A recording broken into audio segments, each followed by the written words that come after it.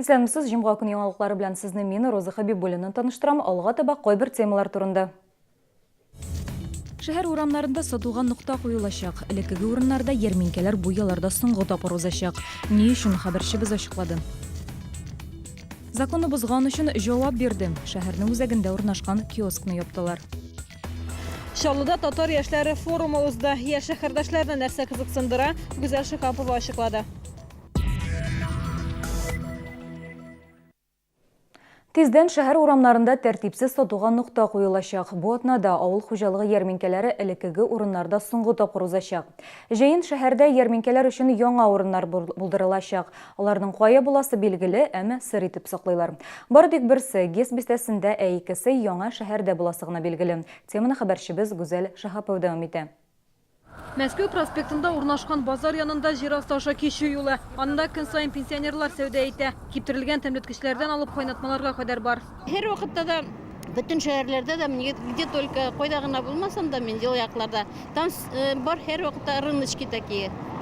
Вот придешь, человек раз свои излишки скуя сатып җибәрә и это какую-то пользу. Аның урынына бүтәнәй бралып кайтып китәсең. Шәһәрдә санкцияләнмәгән сәүдә урыннары җитәрлек, әмма 24 урында бакчачыларга сәүдә итәргә рөхсәт бирделәр. Тикшерү вакытында алар бакча кенәгәсен күрсәтергә тиеш. Тиздән хуҗалыктан артык калган продукция белән махсус урыннарда сәүдә итеп булачак. Җәен шәһәрдә ярминкәләр өчен 3 яңа урын булдырачаклар. Ял көннәрендә биредә ярминкәләр оештырылачак, фермерлар сәүдә итәчәк. Эш көннәрендә вак сәүдәгәрләргә дә рөхсәт бирәчәкләр.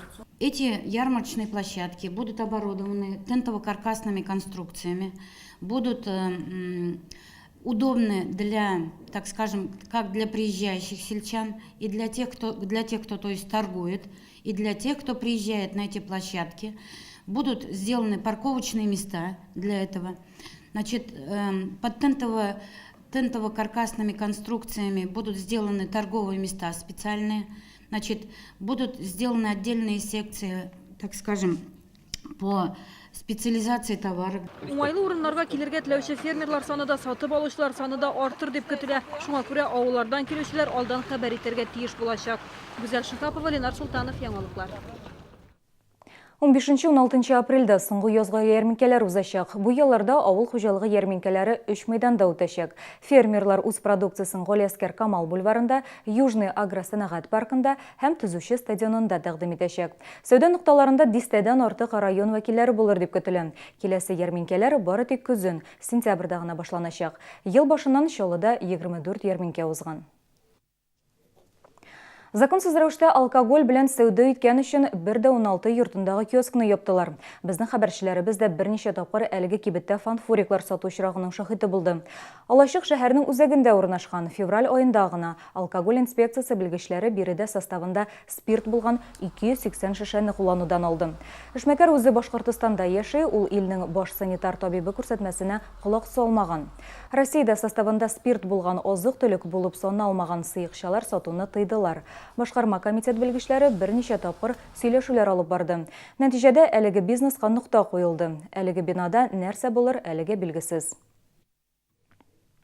Бүген шәһәрдә татар яшьләре форумы узды. Нур яшьләр үзәгендә 150-дән артык кеше катнашты. Алар төрле юнәлешләр буенча мастер-классларда татар теле, мәдәнияты, гореф-гадәтләре буенча белемнәрен ныгытты.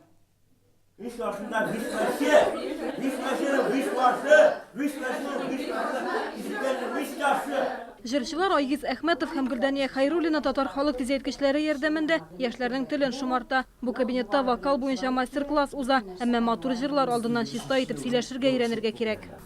5, 6, 7 вернулись. Икенче бүлмәдә биючеләр шөгыльләнә. Болгар бию ансамбленең танылган артисты Рушания Сабирова татар халык биюен өйрәтә. Элек биюгә йөргәндә созвездиедә катнаша торган идем һәм татар биюләре хәзерге вакытта да созвездие кебек зур конкурсларда бик лаеклы урын алып тора. Форумда югары уку йортларында татар бүлекләрендә белем алучы студентлар килгән. Оештыручылар югары сыйныфта укучы мәктәп балаларында күрергә теләгән. Әмма мондый чараларга кеше җыю җиңел түгел диләр. Гомумән хәзер яшьләрне төрле акцияларга җәлеп итәр өчен үтемлерәк юллар эзлиләр. Күбрәк татар бүлектән килгән студентлар, аларны җыю бик авыр. Татарлар булсалар да, мондый бәйрәмнәрдә, форумнарда катнашулары пассив дип әйтер идем. Шуңа күрә безнең төп роль инде аларны активлаштыру. Biz үзебез дә менә шәһәрчә яисә дөньяда таралган трендларны, алымнарны алабыз да татар теле белән, үзебезнең карашлар белән берләштереп чаралар ясыйбыз. Алар Казанда, мин әйтер идем, бик популяр, яшьләргә ошый. Менә шул тәҗрибәне дә уртаклашырга исәбебез бар. Шалыда бу форум беренче тапкыр булса да соңгысы түгел дип ышандыра оештыручылар. Киләсе елга татар халкының гырыф-гадәтләрен чагылдыручы башка мастер-класслар да узачак. Гүзәл Шихапова, Ленар Султанов, яңалыклар. Бүген Дәүләт Думасы депутатлары 368 тавыш хуплап, берсе каршы булып, дөрес булмаган исемнәр закон проектын икенче укылышта кабул итте.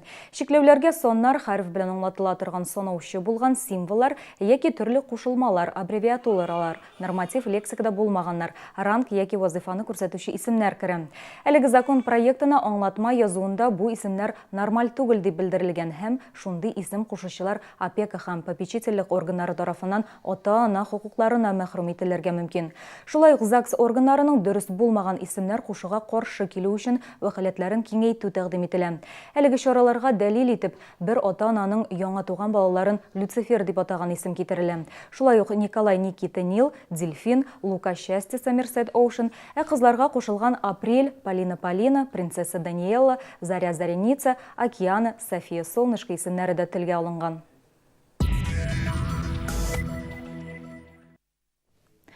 Эко-весна 2017 конкурсы җиңүчесе планшетка ия булачак. Яшьләрне табигатькә игътибарлырак булырга өндәү максатыннан социаль челтәрләрдә Эко-весна 2017 конкурсы старт алды. Бәйгедә катнашу өчен үз Instagram битеңдә капка төбе, парк, сквер, район, шәһәр территориясын җыештырган вакытта төшкән фотоңны Эко-весна 2017 хэштегы белән урнаштырырга кирәк. Бүлекне инде 22 апрель көне тапшырачаклар. 2016 елда республиканың экология һәм табигый байлыклар министрлыгы тарихында өмәдә катнашучы саны буенча рекорд куелган. Татарстанның миллионнан артык халкы табигатьне чүп өемнәреннән чистартырга чыккан. Полигоннарга 45 мең кубометр чүп ыргытылган, республика буенча 600 мең төп агач һәм куак утыртылган. Экологлар быел да шул күрсәткечтән төшмәскә исәпли. Икенче музыка мәктәбенең яшь пианистлары Мәскәүдән грамоталар һәм бүләкләр алып кайтты. Иң яхшы чыгышлары өчен аерым башкаручыларны, ансамбльләрне һәм иҗади төркем җитәкчесен билгеләп үттеләр. Яков Лиер исемендәге яшь пианистлар бөтен Россия конкурсы 30 елга якын үткәрелә. Быел иҗат ярышларында илнең 20дән артык шәһәреннән вәкилләр катнашты. Шунысын да әйтергә кирәк, безнең республика данын чаллылар гына яклады. Шәһәрдәшләрнең чыгышын Орехово-Зуево шәһәреннән татар диаспорасы аерым мактап үткән. Безне яхшы уйнаган өчен котладылар. Без бик шатландык һәм рәхмәт иттек. Безне тагын бу конкурска чакырдылар һәм рәхмәт иттеләр. Иртәгә безнең телекомпания 25 еллык юбилейын билгеләп үтә. 1992 елның 15 апрелендә шәһәр советы депутатлары карары нигезендә беренче шәһәр телевидениесе барлыкка килде. Без әле дә Чаллыда 2 телдә дә алып баручы бердән-бер телевидение. Шушы 25 ел эчендә төрле каналларда трансляция алып бардык. Безнең тапшыруларыбыз хәзер пятница һәм 5 апрельдән алып Татарстан 24 каналында да чыга. Хәзер 19:20 иң мөһим һәм кызыклы яңалыклар белән таныштырабыз. Күңелле яллар теләп мин сезнең белән саубуллашам. Исән-имин булыгыз.